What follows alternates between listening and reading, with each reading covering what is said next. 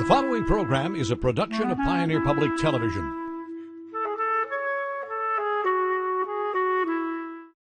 In this episode of Postcards, people appreciate the one-of-a-kind item. It's quality iron. It's quality workmanship.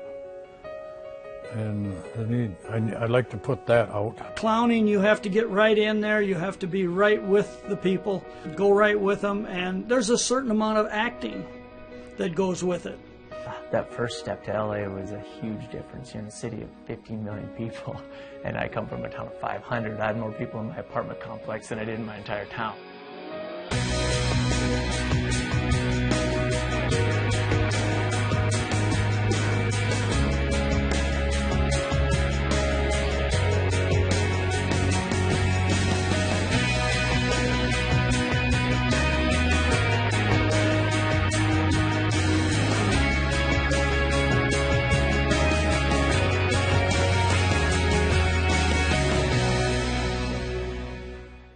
This program on Pioneer Public Television is funded by the Minnesota Arts and Cultural Heritage Fund, with money from the vote of the people of Minnesota on November 4, 2008. Additional support provided by Mark and Margaret Yekel Julien in honor of Shalom Hill Farm, a nonprofit rural education retreat center in a beautiful prairie setting near Windham in southwestern Minnesota. ShalomHillFarm.org. The Arrowwood Resort and Conference Center, your ideal choice for Minnesota resorts offering luxury townhomes, 18 holes of golf, Darling Reflection Spa, Big Splash Water Park, and much more. Alexandria, Minnesota, a relaxing vacation or great location for an event. Explore alex.com. Easy to get to, hard to leave. blacksmiths Gene Sandow and Nick Johnson give us a fiery demonstration in the art of shaping iron.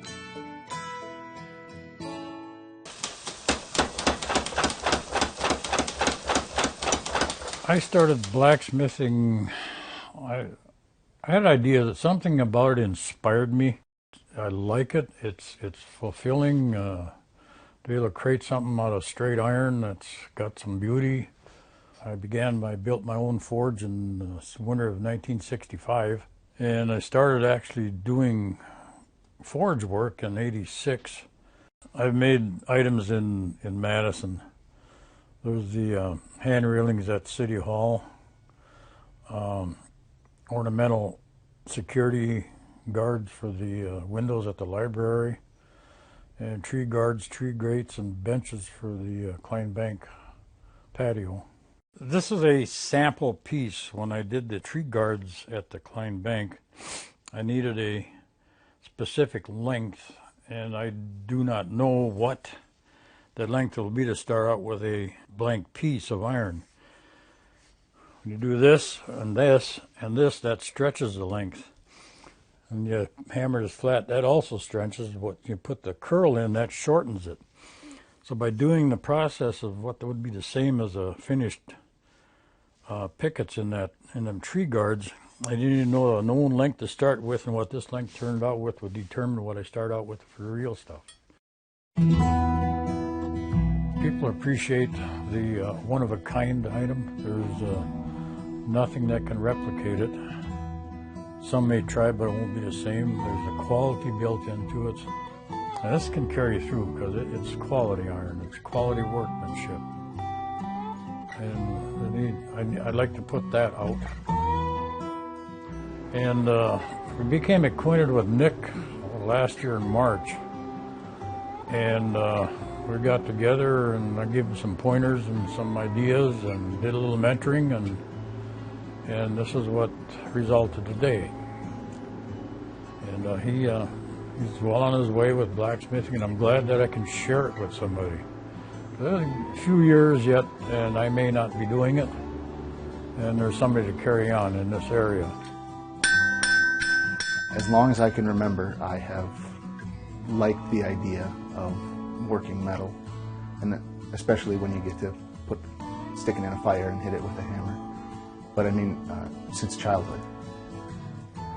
And I played with it off and on through the years, but then I bought a forge somewhere really cheap and thought I would use it to make some tools for some woodworking that I was doing.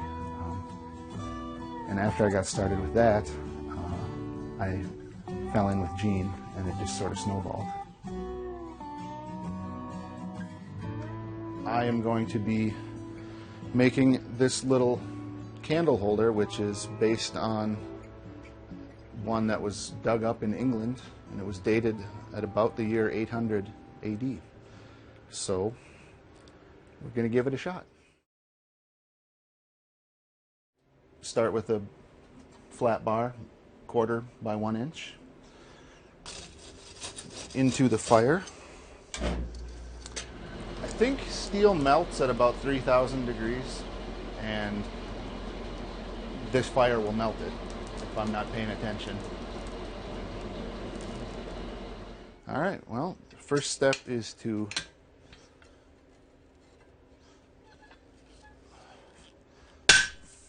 fuller, it's called, making some kind of grooves.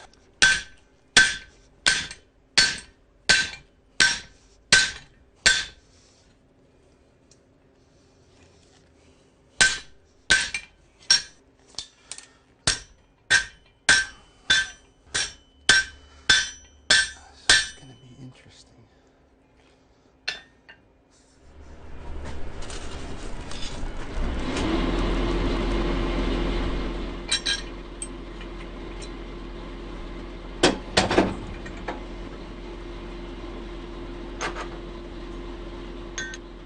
And then I use this to cut it off the bar that I started with.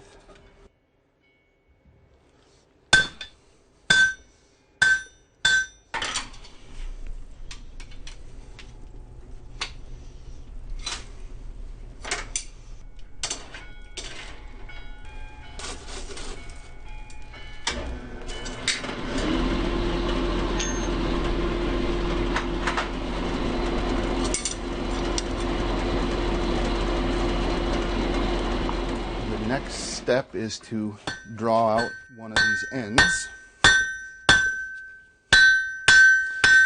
to form the stem.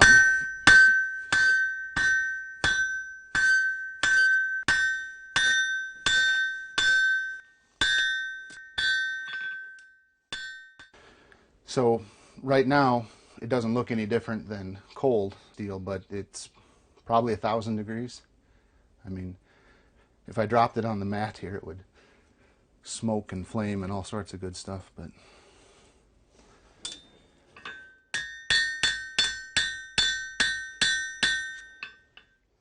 now we start spreading out the top to make the socket.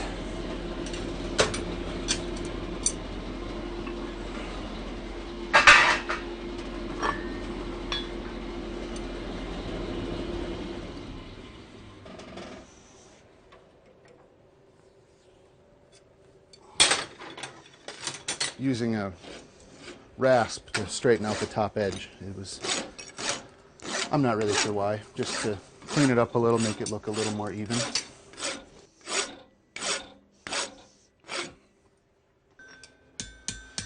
And then we curl up that end that I just flattened out, and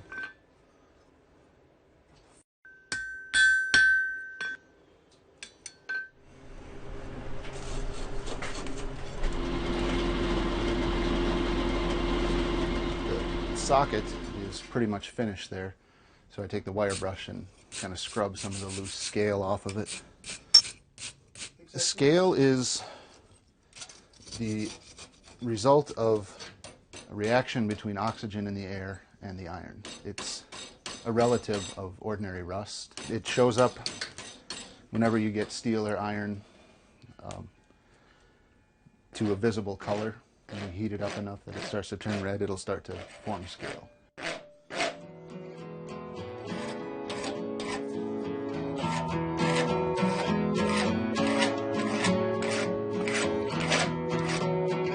The last step here is to take this wrench and the vise and twist the stem so you make that nice little spiral.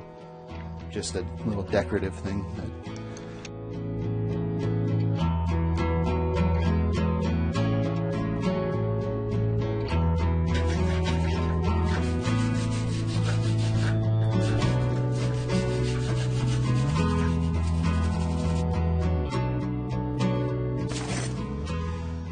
block of wood that I pre-drilled a little hole in, and a little brass dish that I made.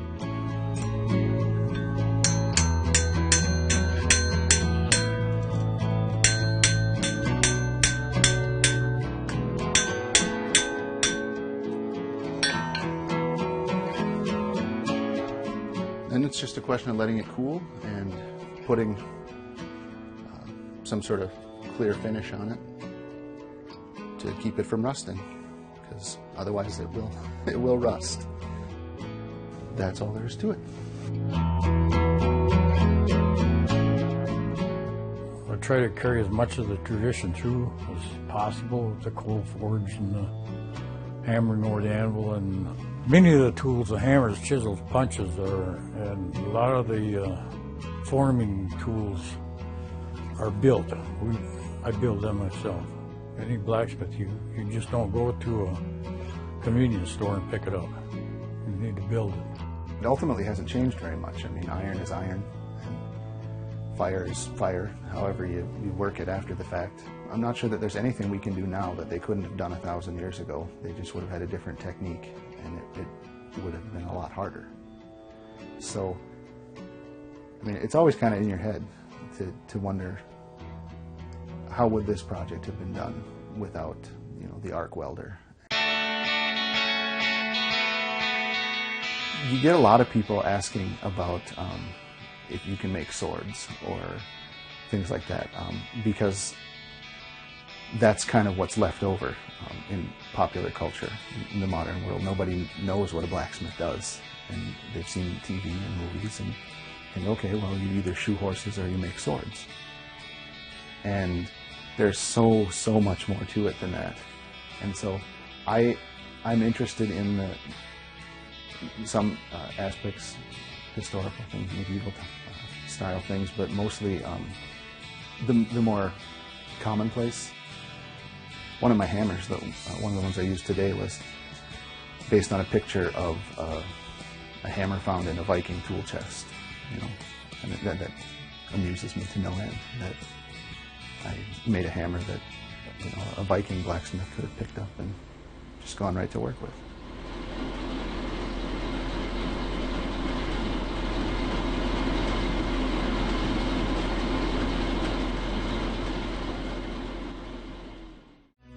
Do you use Facebook, Twitter, or other social media? Connect with us to get immediate access to behind-the-scenes videos, reviews, and other postcards and Pioneer news. From court jesters to Charlie Chaplin, clowns like Doug and Charlotte Bankston remind us that laughter is the best medicine.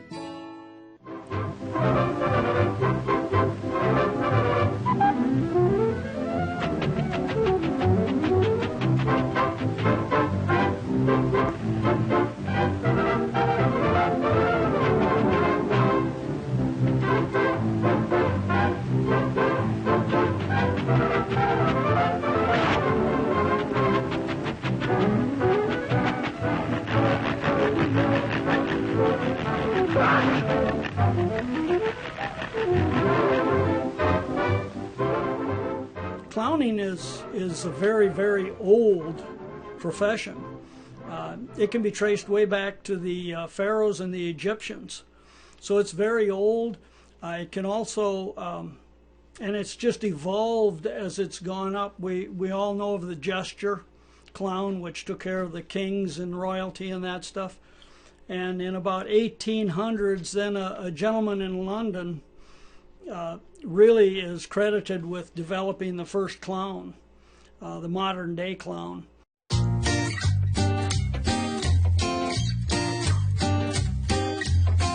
My name is Doug Bankston. I got started in clowning back in 1978 when my oldest daughter was about 2 years old, and she was doing a parade with a group of baton twirlers, and I just felt I needed to follow along. If she got tired, I could pick her up and carry her, but I didn't want her to necessarily know that I was there. So I ended up putting a suit on, and I haven't looked back. I've enjoyed it ever since.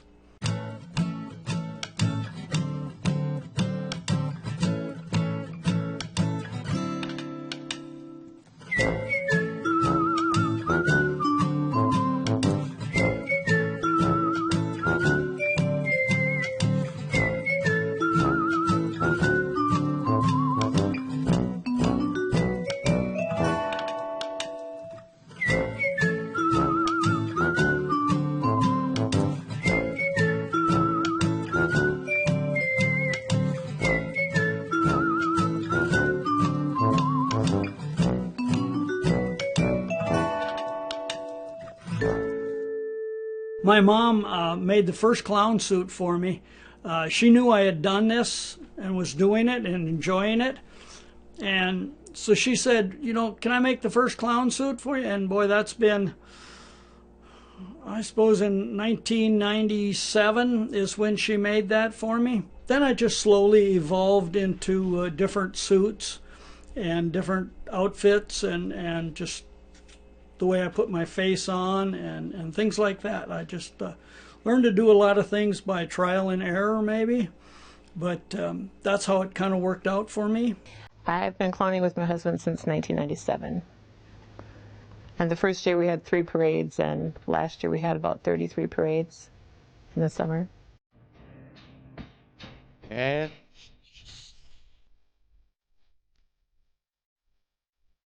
Have you ever heard the song years ago about Candy Kisses? And that's how I chose my clown name, Candy Kisses. And I really like chocolate too.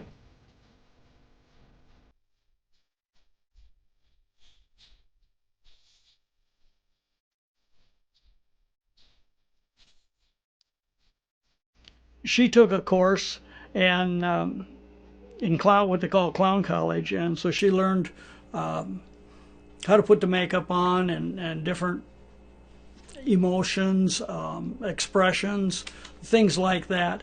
And then when she brought that back, then I picked it up from her and I went with it. We did acting throughout the whole week, and on the day before we went home, we went to St. Cloud and performed on stage, and everybody had little clown props and acts to do. We learned how to make props, simple props. I made a turkey sandwich out of foam, and lots of people in the parade looked for the turkey sandwich. The kids really like this when I bring my turkey sandwich, because there's the turkeys. Did you bring any hot air? Yes, I did. Well, I think I did too. Okay.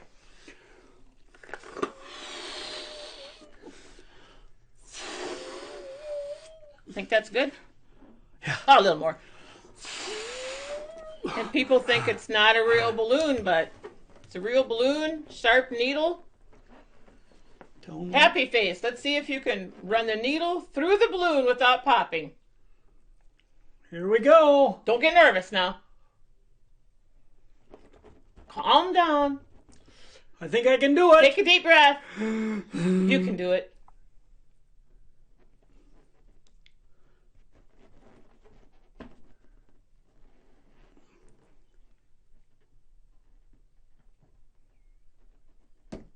Wow, there you go. But can you pull the thread through there? I bet you can't.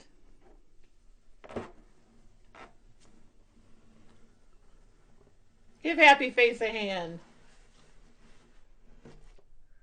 And you still think it's not a regular balloon? It is. All of our family, we have 3 generations now, kids and grandkids and son-in-laws that love to clown. And we used to do the Two Harbors Parade, which is way up north, and Bings, they live up there now. We don't even have to go and do the Two Harbors Parade because we're busy in southwest Minnesota doing parades. And it's fun. I make costumes for the grandkids, and we buy them little props and different things that they can use. And my one daughter helps with Special Olympics in Duluth, and there's a couple of kids from Special Olympics that have clowned with us, and they've really had a fun time, and just to see the smiles on their faces. 1, 2, 3. Clowning is an art in itself, because just to come up to somebody and to make them laugh or put a smile on their face is not an easy thing to do. Clowning, you have to get right in there, you have to be right with the people, go right with them, and there's a certain amount of acting that goes with it. And the more you can act and the better you're acting at it, the more they like you.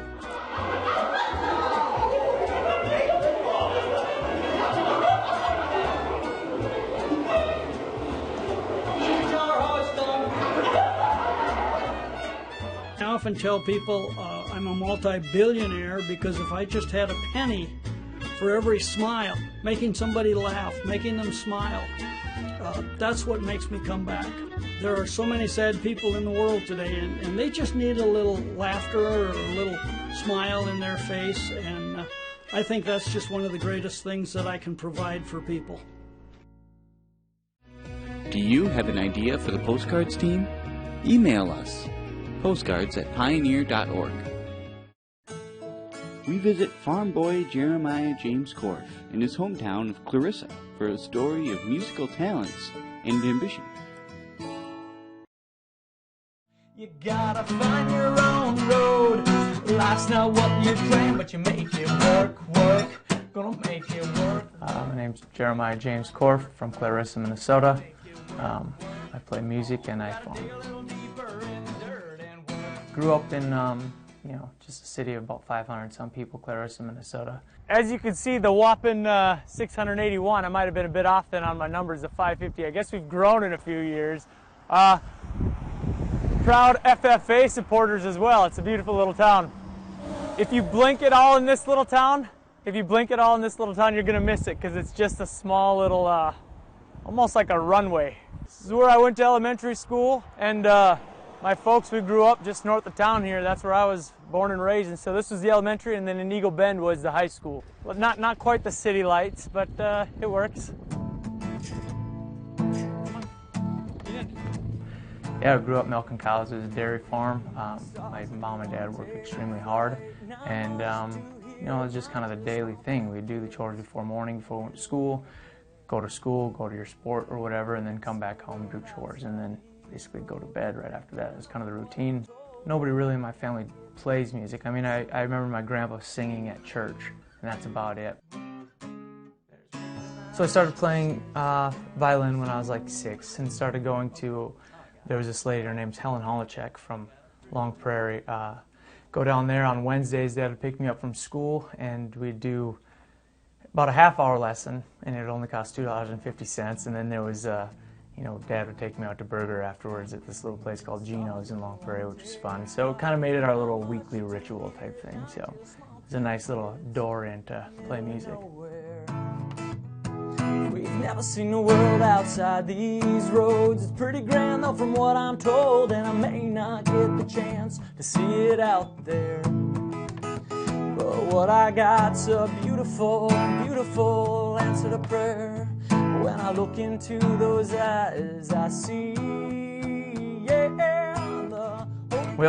Played violin for probably about 7 years nonstop, and then ended up just getting really bored with it. And reading music to me was kind of a challenge. I didn't, for some reason, pick it up. No, never took piano lessons. I played piano. I can play like all the basic chord structures, I can play a few tunes, but that's just something that I picked up. 21, I decided to move out to LA and, lived in my car. Just got my first cell phone before Facebook and MySpace and Twitter and stuff like that, so there was really no communication across state lines. You had somebody's email address, but that first step to LA was a huge difference. You're in a city of 15 million people, and I come from a town of 500. I had more people in my apartment complex than I did in my entire town. It's like, holy smokes. I see the 7 wonders of the world and deep sea pearls, Hawaiian beach watching the waves curl, and open plains that bring me to my knees. It's like a constant battle because I love living in the country and I love farming, and it's what I grew up doing, and I can't ever not do that. Even if I didn't like farming, I would never allow it to disappear because it's something my dad has worked his entire life doing. So just out of respect for what he's built, there's no way I could turn my back on it. My dog Tank, he's my partner in crime, and then our cattle dog Maynard, he's still in training, but they seem to only just play really when they're together. Nothing actually gets accomplished. In the perfect world, I'd be on tour 6 months out of the year and be able to farm a few months and come in and do harvest and spring planting and go back out there and do it. So that's kind of what my goal is, I guess, in the next couple of years. I got a pretty little lady that'll make you hold on tight. She's a Godson-looking woman, not afraid of dynamite, and the way she holds her bow, it'll make a believer out of you. Her purse is full of pretty things and 3-inch shotgun chest. She's got a smile that's straight from heaven with the faith that take on hell. Got a smoking gun ready, it's the best thing I can do. 'Cause with a wink of an eye, she says, I'm coming for you. We say, Kaboom, come on. We all say, yeah. Kaboom, come on, chamber, another shell. Kaboom, come on. We all say, yeah. Kaboom, come on.